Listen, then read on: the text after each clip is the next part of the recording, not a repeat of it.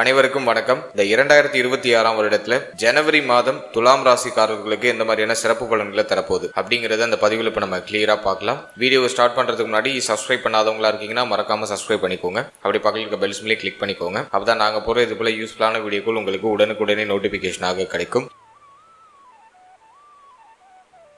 இப்போ இந்த ஜனவரி 2026 வருடத்தை பொறுத்த வரைக்கும் துலாம் ராசிக்காரர்களுக்கு நம்ம பிளானட்டரி பொசிஷன்லாம் அனலைஸ் பண்ணி பார்க்கும்போது மாத கிரகங்கள்லாம் வந்து 3ஆம் இடம் 4ஆம் இடம் இந்த ஸ்தானங்கள்ல டிராவல் பண்ணுது. ஃபர்ஸ்ட் ஹாஃப்ல 3ஆம் இடத்துல சூரியன், சுக்கிரன், செவ்வாய், புதன், ஸோ இந்த 4 மாத கிரகங்களும் 3ஆம் இடத்துல மாதத்தோட ஃபர்ஸ்ட் ஹாஃப்ல டிராவல் பண்ணும். முதல் 15 நாள் 3ஆம் இடத்துல தான் அந்த கிரகங்கள்லாம் டிராவல் செய்ய போகுது. செகண்ட் ஹாஃப்ல கரெக்டா 15ஆம் தேதிக்கு பிறகு பார்த்தோம்னா எல்லா கிரகமும் 4ஆம் இடத்துக்கு பயிற்சி ஆயிடும். இதுல முதல்ல வந்து பார்த்தோம்னாக்கா சுக்கிரன் 13ஆம் தேதி நம்முடைய ராசிநாதனாகிய சுக்கிரன் நம்முடைய ராசிக்கு 3ஆம் இடத்துல இருந்து 4ஆம் இடத்துக்கு பயிற்சி ஆயிடுவாரு. அதனைத் தொடர்ந்து 14ஆம் தேதி சூரிய பகவான் பயிற்சி ஆகிறாரு 4ஆம் இடத்துக்கு. அதனைத் தொடர்ந்து 15ஆம் தேதி செவ்வாய் பகவான் 4ஆம் இடத்துக்கு பயிற்சி ஆயிடுவாரு. இதுல வந்து ஒரு சிறப்பான விஷயம் என்னன்னா செவ்வாய் இந்த மாதத்துல உச்சமாகிறாரு. செவ்வாய் வந்து நமக்கு 2-7க்கு அதிபதியாக வரக்கூடிய ஒரு சுபகிரகம். எனவே ராசிப்படி பார்த்தோம்னாக்கா ரொம்ப முக்கியமான பிளானட், குடும்பாதிபதி, அதே போல கலத்திர ஸ்தானாதிபதி. அவர் உச்சமாகிறாரு. அதுவும் 4th ஹவுஸ்ல கேந்திர ஸ்தானத்துல வந்து உச்சமாகிறாரு. ருச்சக யோகம் அப்படிங்கிற ஒரு அற்புதமான யோகம் ஏற்படுது. கேந்திர ஸ்தானங்கள்ல செவ்வாய் வந்து உச்சமானாக்கா பஞ்சமகா புருஷ யுகத்துல ருச்சக யோகம் கிரியேட் ஆகும். அதன் அடிப்படையில இந்த மாதத்துல செவ்வாய் 4ஆம் இடத்துல உச்சமாகிறது நமக்கு ஒரு மிகப்பெரிய ஒரு யோகமான ஒரு அமைப்பு. அது மட்டும் இல்லாம ராசிநாதனோட இணைஞ்சிடறாரு. சோ அதுவும் நான் ஒரு சூப்பர் பாசிட்டிவா பாக்குறேன். அடுத்தது வருட கிரகங்களை நம்ம அனலைஸ் பண்ணி பார்க்கும்போது ராகு 5ஆம் இடத்துல, அது கொஞ்சம் குற்றம் தான். 6ல சனி பரவாயில்லைங்கிற மாதிரி இருக்காரு. 9ஆம் இடத்துல குரு வக்ரமா இருக்காரு. இது கொஞ்சம் ஆவரேஜான ஒரு அமைப்பு தான். 11ஆம் இடத்துல கேது ரொம்ப சாதகமான அமைப்பு. 11th ஹவுஸ்ல கேது இருக்கிறது ஒரு சிறப்பான அமைப்பு தான். தன லாபத்துக்கு பெருசா பஞ்சம் இருக்காது அப்படிங்கிற மாதிரியான ஒரு அமைப்பு. சோ இதுதான் வந்து இந்த மாதத்துல இருக்கக்கூடிய பிளானட்டரி பொசிஷன். இப்போ இந்த ஜனவரி மாத ராசி பலன்களை கிளியரா பார்க்கலாம். நம்ம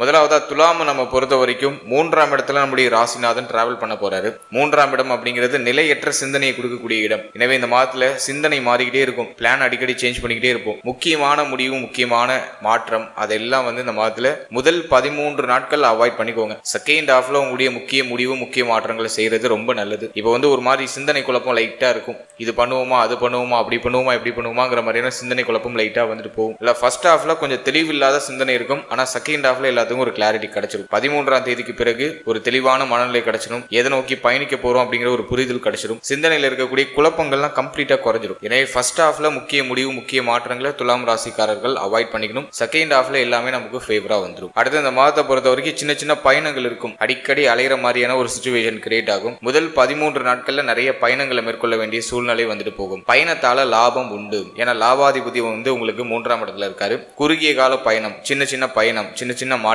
இதனால ஆதாயம் உண்டு. சின்ன சின்ன மாற்றத்திற்கு பிறகு வளர்ச்சி உண்டாகும். சுய முயற்சி சிறப்பா இருக்கும். இந்த மாதத்துல புதுசா ஏதாச்சும் நம்ம ட்ரை பண்ணணும், சும்மா இருக்கக்கூடாது அப்படிங்கிற சிந்தனை எழுச்சி பெறும். சுய முயற்சி சிறப்பா இருக்கும். புதிய முயற்சிகள்ல வெற்றி கிடைச்சிடும். இந்த மாதத்துல மாதத்தோட செகண்ட் ஹாஃப்ல உச்ச செவ்வாயோட நம்முடைய ராசிநாதன் சுக்கிரன் இணைஞ்சிருப்பாரு. எனவே எடுக்கிற முயற்சிகள்ல வெற்றி உறுதியா கிடைச்சிடும். புதுசா நீ என்ன வேணாலும் ட்ரை பண்ணலாம். புதிய முயற்சிகள் வெற்றியை கொடுக்கக்கூடிய ஒரு மாதமா இருக்கும். அடுத்தது இளைய சகோதர சகோதரிகளால ஆதாயம் உண்டு. இந்த மாதத்துல இளைய சகோதர சகோதரிகள் வழியில ஒரு சப்போர்ட் கிடைக்கும், ஒரு ஆதாயம் உண்டு. இளைய சகோதர சகோதரிகளுக்கு சுப விரய செலவுகள் செய்ய வேண்டிய சூழ்நிலை உருவாகும். இதெல்லாம் எதுவும் நெகட்டிவா இல்ல, பாசிட்டிவா தான் இருக்கு.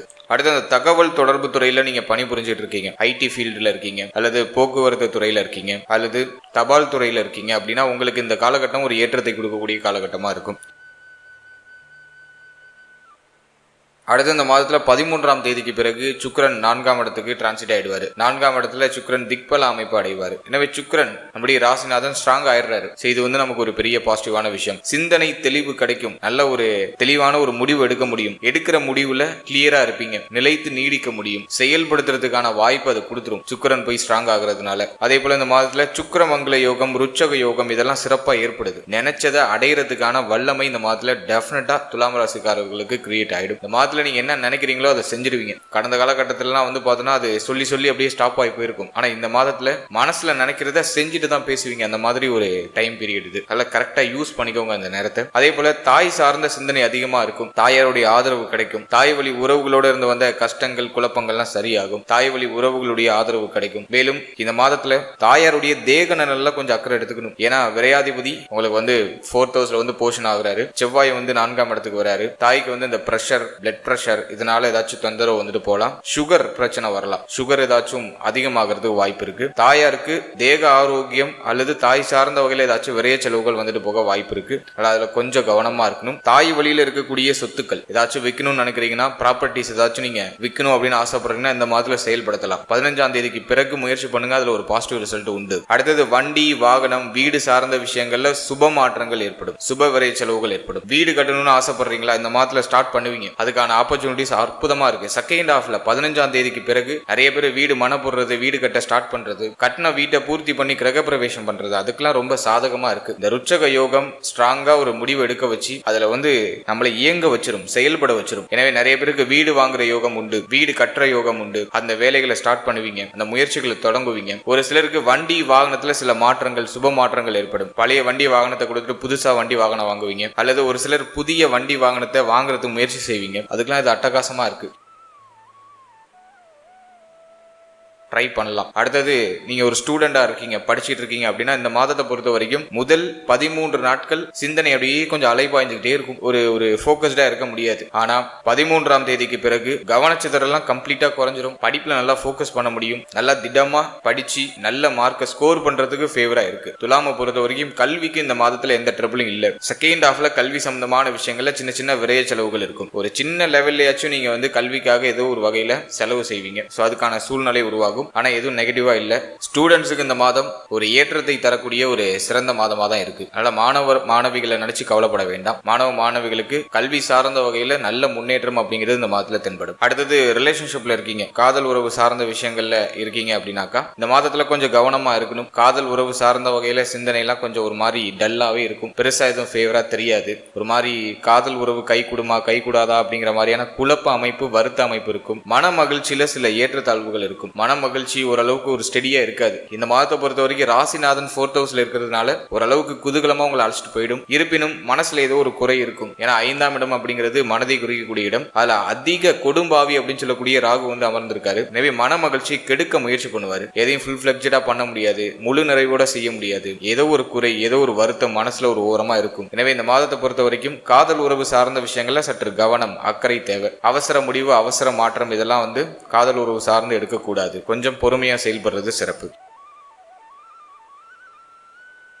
அடுத்த பூர்வீக சொத்து, பூர்வீகம் சார்ந்த விஷயம், இதுல எல்லாம் ஒரு சில வில்லங்க அமைப்பு நீங்க வாய்ப்பு இருக்கு. பூர்வீக சொத்துல கொஞ்சம் கவனமா இருக்கணும். பூர்வீக சொத்து ரிலேட்டடா ஏதாச்சும் பிரச்சனை வருதுனாக்கா அது இந்த மாதத்துல 15ஆம் தேதிக்கு பிறகு ஓரளவுக்கு நிவர்த்தி ஆகும். 15ஆம் தேதிக்கு பிறகு பூர்வீக சொத்து சார்ந்த விஷயங்கள் இருக்கக்கூடிய பிரச்சனைகளை நிவர்த்தி செய்யறதுக்கு முயற்சி பண்ணீங்கன்னா அது வெற்றி ஆயிடும். அது நான் உங்களுக்கு ஒரு பாசிட்டிவா நான் சொல்றேன். குலதெய்வ வழிபாடை மேற்கொள்ளுங்க. அதுல தடை அமைப்பு நீங்கும். இந்த வருஷத்துல முடிஞ்ச அளவுக்கு குலதெய்வ வழிபாட்டை மேற்கொள்றது முயற்சி பண்ணுங்க. அது உங்களுக்கு ஒரு நல்ல ஒரு வெற்றி மாற்றத்தை பெற்றுக் கொடுக்கும். அடுத்தது பிள்ளைகள் சார்ந்த விஷயங்கள்ல நிறைய வருத்தங்கள் இருக்கும். ஏன்னா பஞ்சமஸ்தானத்துல ராகு இருந்தாலே பிள்ளைகளால ஒரு மாதிரி மன உளைச்சல், பிள்ளைகளுடைய தேக ஆரோக்கியத்துல ஒரு மாதிரி ஏற்றத்தாழ்வு தொடர்ச்சியா இருக்கிறது. அதே மாதிரி பிள்ளைகளுடைய உறவு நிலையில ஒரு மாதிரி விரிசல் அமைப்பு இருக்கிறது. பிள்ளைகள் சொல் பேச்சு கேட்க மாட்டாங்க அப்படிங்கிற வருத்தம் இருக்கிறது. பிள்ளைகளுடைய எதிர்காலம் பற்றிய கவலை உருவாகிறது. இதெல்லாம் பஞ்சமத்துல ராகு இருக்கும்போது கிரியேட் ஆயிடும். எனவே இந்த மாதத்தை பொறுத்த வரைக்கும் பிள்ளைகள் சம்பந்தப்பட்ட விஷயங்களை கொஞ்சம் கவனமா இருக்கணும். பிள்ளைகளை கொஞ்சம் அனுசரிச்சு போய்க்கிறது நல்லது. பிள்ளைகளோட கருத்து வேறுபாடு, விரோத அமைப்பு இதெல்லாம் ஏற்படாம பாத்துக்கிறது நல்லது. இந்த நேரத்துல நிறைய பேர் பிள்ளைகளோட பேசிக்காம இருப்பாங்க, சண்டை போட்டுட்டு. அது அந்த டிசம்பர்லயே நிறைய பேருக்கு நடந்திருக்கும். ஏதோ ஒரு விதமான வருத்தம், கலக்கம், குழப்பம் பிள்ளைகள் சார்ந்த வகையில இருக்கும். இந்த மாதத்தை பொறுத்த வரைக்கும்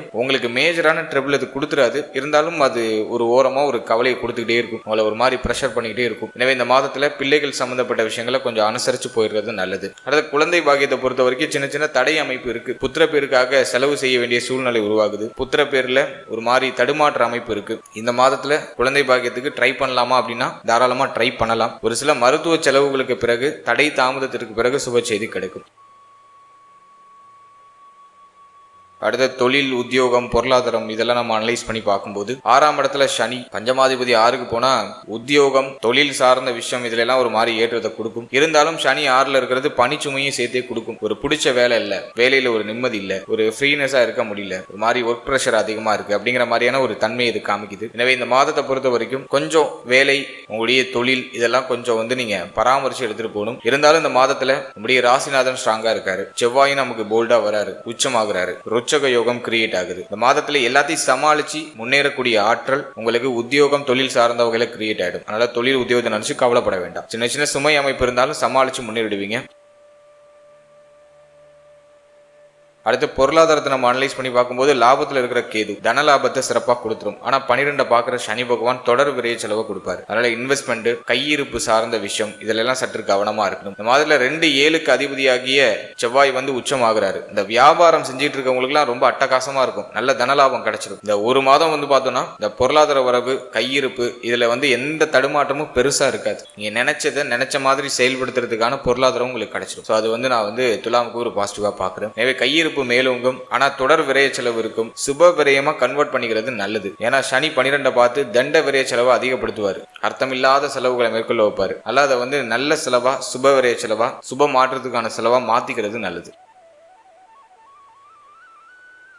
அடுத்தது தேக ஆரோக்கியம். தேக ஆரோக்கியம் நம்ம அனலைஸ் பண்ணி பார்த்தோம்னாக்கா 4th ஹவுஸ்ல செவ்வாய் உச்சம் ஆகுறாரு. கோப உணர்வு அப்பப்போ போகும். 6ல இருக்கிற சனி வயிறு சம்பந்தமான உபாதைகளை கொடுப்பாரு. வயிறு சார்ந்த வகையில ஒரு சில தடுமாற்றம், உபாதைகள் அப்படியே மேலோட்டம் போகும். முக்கியமா மன ஆரோக்கியம் கெடுது. அதுதான் ரொம்ப முக்கியமான விஷயம். மன ஆரோக்கியம் கெடுறதுனால தூக்கமின்மை அப்படிங்கிற ஒரு பிரச்சனை வரும். நிம்மதியா சாப்பிட முடியாது, நிம்மதியா தூங்க முடியாது. ஏதோ ஒரு விஷயத்த நினைச்சு கவலைப்பட்டுக்கிட்டு தினமும் தூங்கும் போது ஏதோ வருத்தப்பட்டுட்டே தூங்குற மாதிரியான ஒரு அமைப்பை கொடுக்குது. கவலை உணர்வு இருக்கிறதுனால ஹேர்லாஸ் அதிகமாகும். நல்லா அதுல கொஞ்சம் கவனமா இருக்கணும். எனவே இந்த நேரத்தை பொறுத்த வரைக்கும் நல்லா சாப்பிடுங்க, நல்லா தூங்குங்க, மைண்ட் ரிலாக்ஸா வச்சுக்கிறது முயற்சி பண்ணுங்க, மெடிடேஷன் பண்ணுங்க, தினமும் தியானம் பண்ணுங்க, சின்ன உடற்பயிற்சி, சின்ன நடைப்பயிற்சி இதெல்லாம் தினமும் பண்றது நல்லது. எளிமையா செரிமானமாகக்கூடிய உணவுகளை அதிகமா எடுத்துக்கோங்க. கோப உணர்வுகளை தவிர்த்துக்கிறது நல்லது. செவ்வாய் உச்சமாகிற மாதம் அப்படிங்கிறதுனால கோப உணர்வு அதிகமா வரும். தாயாரோட அதிகமா வாக்குவாதம் பண்றதுக்கு வாய்ப்பு இருக்கு. ஸோ அதை கொஞ்சம் அவாய்ட் பண்ணிக்கிறது நல்லது. அடுத்து இந்த மாதத்தை பொறுத்த வரைக்கும் தாய், தந்தை இவங்க சம்பந்தமான விஷயங்களை சற்று கவனமா இருக்கணும். தந்தையுடைய உறவு நிலையில சில பகை அமைப்பு அப்படிங்கிறது வரதுக்கு வாய்ப்பு இருக்கு. தந்தை உறவினர்களால சில வருத்தங்கள் வரதுக்கு வாய்ப்பு இருக்கு. எனவே தந்தை வழி உறவுகள், தாயார் சம்பந்தப்பட்ட விஷயம் இதுல எல்லாம் கொஞ்சம் கவனமா இருக்கிறது சிறப்பு. அடுத்தது திருமண முயற்சி, திருமண வாழ்க்கை. இதுக்கும் இந்த மாதம் ரொம்ப ஃபேவரா இருக்கு. மாதத்தோட ஃபர்ஸ்ட் ஹாஃப் காட்டிலும் செகண்ட் ஹாஃப் ரொம்ப ஃபேவரா இருக்கு. செகண்ட் ஹாஃப்ல அதாவது 15ஆம் தேதிக்கு பிறகு திருமண முயற்சியில சுப செய்தி கிடைச்சிடும், உறுதியா கிடைச்சிடும். நிறைய பேர் ட்ரை பண்ணலாம். ரொம்ப நாளா திருமண முயற்சி பண்ணிட்டு இருக்கீங்க, நல்ல செய்தி கிடைக்கிறீங்களா? இந்த மாதத்துல 7ஆம் அதிபதி உச்சமாகிறதுனாலையும் ராசிநாதனோட இணைஞ்சிருக்கிறதுனாலையும் இந்த மாதத்துல நிறைய பேருக்கு திருமணத்துல சுப செய்தி கிடைச்சிடும். சோ அது உங்களுக்கு நான் ஒரு பாசிட்டிவா பாக்குறேன். அடுத்தது நம்ம பாக்குறது திருமண வாழ்க்கை. திருமண வாழ்க்கையை பொறுத்தவரைக்கும் இந்த மாதத்துல எதுவும் பெருசா ட்ரபிள் இருக்காது. வாழ்க்கை துணையால ஆதாயம் உண்டு, வாழ்க்கை துணையால மகிழ்ச்சி உண்டு, வாழ்க்கை துணையுடைய சப்போர்ட் இந்த மாதத்துல உங்களுக்கு பரிபூர்ணமா கிடைக்கும். வாழ்க்கை துணையுடைய ஏதாச்சும் பிரச்சனை இருந்துச்சுன்னா அது இந்த மாதத்துல நிவர்த்தி ஆகும். பிரிந்தவர்கள்லாம் ஒன்னு சேர்றதுக்கான வாய்ப்பு கிடைக்கும். அதை கரெக்டா யூஸ் பண்ணிக்கிறது நல்லது. ஓவராலா இந்த ஜனவரி மாதத்தை பொறுத்த வரைக்கும் துலாம் ராசிக்காரர்களுக்கு ருச்சக யோகம் இருக்கிறதுனால எல்லாத்தையும் சமாளிப்பீங்க. எதுவுமே உங்களுக்கு இந்த மாதத்துல எதுவும் கஷ்டமா தெரியாது. ஒரு மன மகிழ்ச்சி, ஒரு குதூகலம், ஒரு சுறுசுறுப்பா, விறுவிறுப்பா, ஒரு முன்னேற்றத்தை நோக்கி, ஒரு குறிக்கோளை நோக்கி பயணிக்கிறதுக்கான ஒரு மைண்ட் செட்டை கொடுத்துரும். ஒரு ஸ்ட்ராங்கான மைண்ட் செட்டை கொடுத்துரும். எந்த விதத்திலையும் பெருசா உங்களை பாதிக்கல. கையிருப்புல கவனமா இருங்க. இந்த நேரத்துல பண வரவு கணிசமா இருக்கும். தேவைகள், எண்ணங்களை பூர்த்தி செய்யறது தேவையான பொருளாதாரம் கிடைச்சிடும். தண்ட விரை செலவை குறைச்சிக்கோங்க. நிம்மதியா சாப்பிடுங்க, நிம்மதியா தூங்குங்க. முக்கியமா டயத்துக்கு சாப்பிடுங்க. ஸோ இதை மட்டும் நீங்க கொஞ்சம் கரெக்டா ஃபாலோ பண்ணிட்டா போதும். மற்றபடி எதுவும் பெருசா நெகட்டிவா தெரியல. அதே மாதிரி இந்த நேரத்துல திடீர் வாய்ப்பு, திடீர் மாற்றம் இதெல்லாம் உங்களுக்கு பாசிட்டிவாவே அமையும். இது நெகட்டிவா இல்ல. இந்த மாதத்துல நீங்க எடுக்கிற முயற்சிக்கான அங்கீகாரம், வெற்றி சிறப்பான முறையில் கிடைக்கும். அடுத்த இந்த மாதத்துல உங்களுக்கு சந்திராஷ்டம தினங்கள்லாம் எப்பப்ப அப்படின்னு பார்க்கும்போது மாதத்தோட ஆரம்பத்துல 1ஆம் தேதி, 2ஆம் தேதி சந்திராஷ்டம தினம். அதே போல 27, 28, 29 இந்த தினங்கள்லாம் உங்களுக்கு சந்திராஷ்டம தினமா வருது. எனவே புதிய முயற்சி, புதிய மாற்றம் இந்த சந்திராஷ்டம தினங்கள்ல கொஞ்சம் அவாய்ட் பண்ணிக்கிறது நல்லது. 1ஆம் தேதி, 2ஆம் தேதி, 27, 28, 29 இந்த தினங்கள்ல புதிய முயற்சிகளை கொஞ்சம் அவாய்ட் பண்ணிக்கிறது நல்லது. மற்றபடி இந்த மாதம் நினைத்ததை செயல்படுத்துறதுக்கான வாய்ப்பை டெஃபினட்டா கிரியேட் பண்ணி கொடுக்கும். வாழ்த்துக்கள். இப்போ நீங்க இது வரைக்கும் பார்த்தது ஒரு பொதுவான கோச்சார பலன். இது உங்களுடைய ஜனனகால ஜாதகத்தில் இருக்கக்கூடிய கிரக நிலைகள், தசா புக்தி அந்தரம் இதை பொறுத்து சற்று மாறுபடும். எனவே 100% பலன்களை உறுதிப்படுத்திக்கிறதுக்கு உங்களுடைய ஜனனகால ஜாதகத்துல கிரக நிலைகள் எப்படி இருக்கு, உங்க லக்னத்துக்கு யோகருடைய தசை நடக்குதா, அவயோகருடைய தசை நடக்குதா அப்படிங்கறதெல்லாம் கொஞ்சம் அனலைஸ் பண்ணி பாதகாதிபதி, மாரகாதிபதி தசை புத்திகள் ஏதாச்சும் கிராஸ் ஆகுதா இதெல்லாம் பார்த்து அதோட இந்த கோச்சாரத்தை நம்ம சூப்பர் கம்போஸ் பண்ணி பார்க்கும்போது இன்னும் நமக்கு ஒரு தெளிவான ஒரு கிளாரிட்டி அப்படிங்கிறது கிடைக்கும். எனவே இந்த பலன்கள் ஒரு 30% உங்களுக்கு பொருந்தி வந்தாலே பெரிய விஷயம். 100% பலன்களுக்கு உங்களுடைய ஜனனகால ஜாதகத்தையும் இந்த கோச்சாரத்தையும் சூப்பர் கம்போஸ் பண்ணும்போது ஒரு தெளிவு உங்களுக்கு கிடைக்கும். மேலும் நம்முடைய சேனல்ல இதுக்கு முன்னாடி புத்தாண்டு சிறப்பு பலன்கள்லாம் ராசிக்கும் நட்சத்திரத்துக்கும் ரெண்டுக்குமே கிளியரா ரிலீஸ் பண்ணிருக்கோம். ஸோ அந்த பதிவுக்கான லிங்க் நான் டிஸ்கிரிப்ஷன்ல கொடுக்குறேன். டைம் இருக்கும்போது செக் பண்ணி பாருங்க. அந்த பிளேலிஸ்ட் கொடுக்குறேன். டைம் இருக்கும்போது அதையும் செக் பண்ணி பாருங்க. அதுலயும் உங்களுக்கு ஒரு கிளாரிட்டி கிடைக்கும். அதே போல நம்முடைய சேனல்ல 12 ராசி, 12 லக்னம், 27 நட்சத்திரம் இதுக்கான ஜெனரல் ப்ரெடிக்ஷன் அப்படிங்கிறது கொடுத்துருக்கோம். உங்களை பற்றிய உங்களுடைய வாழ்க்கை பற்றிய ஒரு தெளிவு புரிதல் அந்த பதிவின் அடிப்படையில் உங்களுக்கு கிடைக்கும். ஸோ டைம் இருக்கும்போது அதையும் செக் பண்ணி பாருங்க. அந்த வீடியோக்கான லிங்க் எல்லாம் டிஸ்கிரிப்ஷன்ல இருக்கு. மேலும் நம்ம சேனலை நீங்க என்ன சப்ஸ்கிரைப் பண்ணலைன்னா மறக்காம சப்ஸ்கிரைப் பண்ணிக்கோங்க. அப்படியே பக்கத்தில் இருக்க பெல் சிம்பிளை கிளிக் பண்ணி நோட்டிபிகேஷன் ஆன் பண்ணி வச்சுக்கோங்க. அப்பதான் நாங்க போற இது போல இன்ஃபர்மேட்டிவான வீடியோக்கள் உங்களுக்கு உடனுக்குடன் நோட்டிபிகேஷனாக கிடைக்கும். வீடியோ பிடிச்சிருந்தா ஒரு லைக் பண்ணுங்க. உங்க ஃபேமிலி அண்ட் ஃப்ரெண்ட்ஸ் கூட ஷேர் பண்ணிக்கோங்க. மீண்டும் ஒரு புதிய பதிவோடு உங்களை சந்திக்கிறேன். அது வரைக்கும் very limited time. So be cool, stay happy, stay healthy and enjoy. வாழ்த்துக்கள். நன்றி.